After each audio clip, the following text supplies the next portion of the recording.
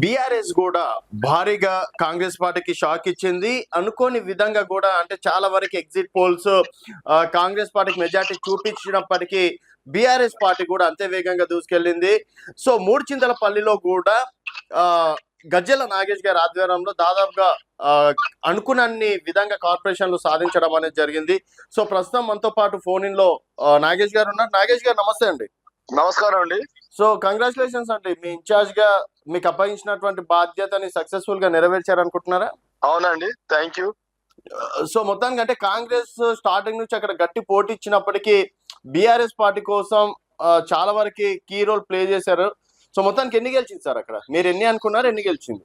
ఇక్కడ మూడుచింతలపల్లిలో 24 వార్డులు ఉన్నాయి సార్. ముందు నుండి కూడా ఇక్కడ కాంగ్రెస్ వాళ్ళు ప్రభుత్వంలో ఉన్నామని చెప్పేసి చాలా పెద్ద ఎత్తున భారీ ఎత్తున కూడా వాళ్ళు ఓటర్ల పైన ప్రభావితం చేయడానికి నానా రకాలుగా మీకు తెలుసు ప్రభుత్వంలో ఉన్నామని చెప్పేసి ధన రూపంలో మరి మద్యం రూపంలో మరి అదే విధంగా ప్రభుత్వం ఉందని చెప్పి వాళ్ళ పైన దబాయింపులతోనే రకరకాలుగా ఓటర్ల పైన వాళ్ళు దెబ్బతీయాలని చూసినా కూడా చాలా క్లియర్ గా మూడుచింతలపల్లిలో మా తొలి ముఖ్యమంత్రి కేసీఆర్ గారు మాకు చేసిన అభివృద్ధి పనులే మాకు శ్రీరామ రక్ష.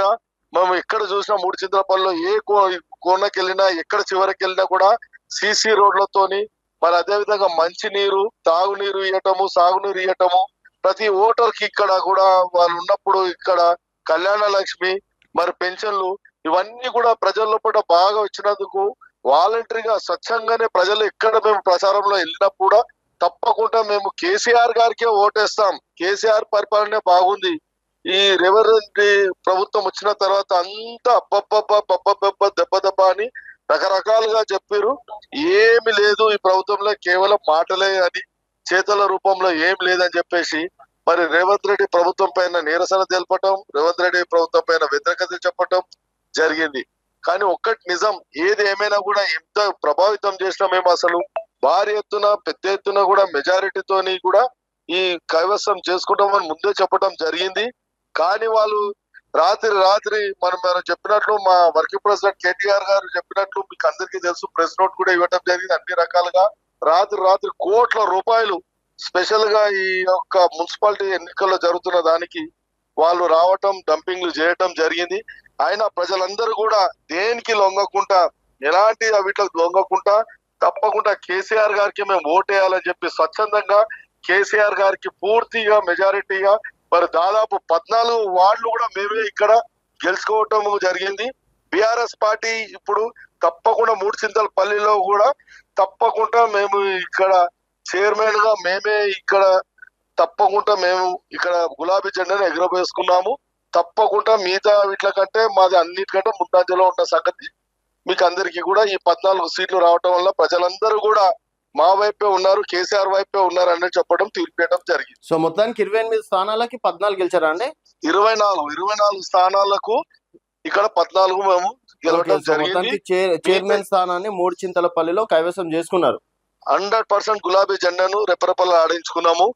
ఇది మేమందరం కూడా కేసీఆర్ గారు చేసిన పనులకే పట్టం కట్టడం జరిగింది. స్థానికంగా ఎమ్మెల్యే మల్లారెడ్డి గారు మరి ప్రజల్లో నిత్యంగా ప్రజల మధ్యలో ఉండటము, ప్రజలకు నిజంగా చెప్పాలంటే ఎక్కడ వెళ్ళినా కూడా మల్లారెడ్డి గారు గుళ్ళు డెవలప్ చేయటము, గుళ్ళల దగ్గర పెద్ద పెద్ద సీసీ రోడ్లు వేయించటము, వారికి మరి ప్రతి దగ్గర కూడా వారికి హాస్పిటల్లో కానీ విద్య కానీ వైద్యం అందించడంలో కానీ వాళ్ళ ఉన్న ఇన్స్టిట్యూట్ లోపల స్థానిక ప్రజలకు వాళ్ళు మేలు చేయటం, మరి స్థానిక ప్రజలు చాలా మంది కూడా ఇక్కడ వారి కాలేజీలలో వాళ్ళకు అడ్మిషన్ ఇప్పించటం చదివించటం ఆ రూపంలో తర్వాత ప్రజల్లో నిత్యంగా ఉండటం, ప్రజా సమస్యలు తీర్చడం కూడా ఒక రకంగా చెప్పాలనంటే ఇక్కడ మల్లారెడ్డి ఎమ్మెల్యే గారు కూడా చాలా కష్టపడి ప్రజలకు బాగా సేవ చేయటము ఒక ఎత్తు అయితే, మరి కేసీఆర్ గారు వారు తొలి ముఖ్యమంత్రిగా ఉన్నప్పుడు వారికి ఇష్టమైన ప్రాంతం ఇదని చెప్పి ప్రజలందరూ కూడా మూడుచింతలపల్లి అంటే కేసీఆర్ గారి వైపు మొగ్గు చూపడం జరిగింది. ఈ విధంగా అయితే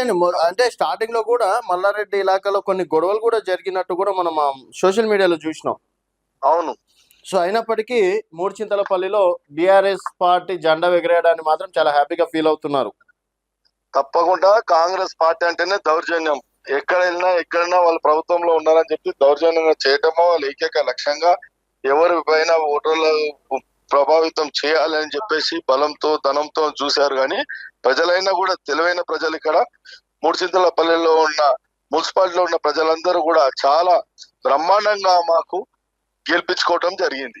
ఓకే BRS పార్టీకే మరి పట్టం కట్టడం జరిగింది. ఓకే అండి, థ్యాంక్ యూ అండి. అంటే ఓవరాల్ గా ఇప్పుడు స్టేట్ లో కూడా చాలా వరకు ఎగ్జిట్ పోల్స్ కాంగ్రెస్ కి ఇచ్చినప్పటికీ బీఆర్ఎస్ పార్టీ ధీటుగా గెలుచుకుంటుంది. అండ్ నెక్స్ట్ అధికారంలో మీదే అనుకోవచ్చా? జిహెచ్ఎంసీ కావచ్చు, నెక్స్ట్ ఎంపీటీసీ జెడ్పీటీసీ కావచ్చు. మీరు ఒక్క ఉదాహరణ చిన్న ఇక్కడ రూలింగ్ పార్టీలో ఉన్నా కూడా మూడుచింతల పల్లిలో పట్ట ప్రజలు ఇచ్చిన తీర్పుతోని రాష్ట్రం అంతటా కూడా ప్రజలందరూ కూడా BRS పార్టీ వైపు ఉన్నారు. కానీ ఈ ప్రభుత్వం చేస్తున్న అనేకమైన దురాఘాతాలకు దౌర్జన్యాలకు ప్రజలందరూ కూడా భయకంపితులై అక్కడక్కడ వాళ్ళకు ఏదో బలవంతంగా చేయటం వల్ల జరుగుతుంది. కానీ వచ్చే ఎన్నికల్లో మాత్రం తప్పకుండా భారీ ఎత్తున బ్రహ్మాండంగా తెలంగాణ రాష్ట్రంలో తిరిగి కేసీఆర్ గారు సీఎం రావాలని BRS పార్టీకి పట్టం కట్టడం జరుగుతుంది. మరి అదే విధంగా నాకు కూడా మూడుచింతలపల్లిలో మరి నాకు ఇక్కడ ఇన్ఛార్జ్ గా పంపించిన కేసీఆర్ గారికి, కేటీఆర్ గారికి కూడా నేను వారికి ధన్యవాదాలు తెలియజేస్తున్నాను. థ్యాంక్ యూ అండి, థ్యాంక్ యూ సో మచ్.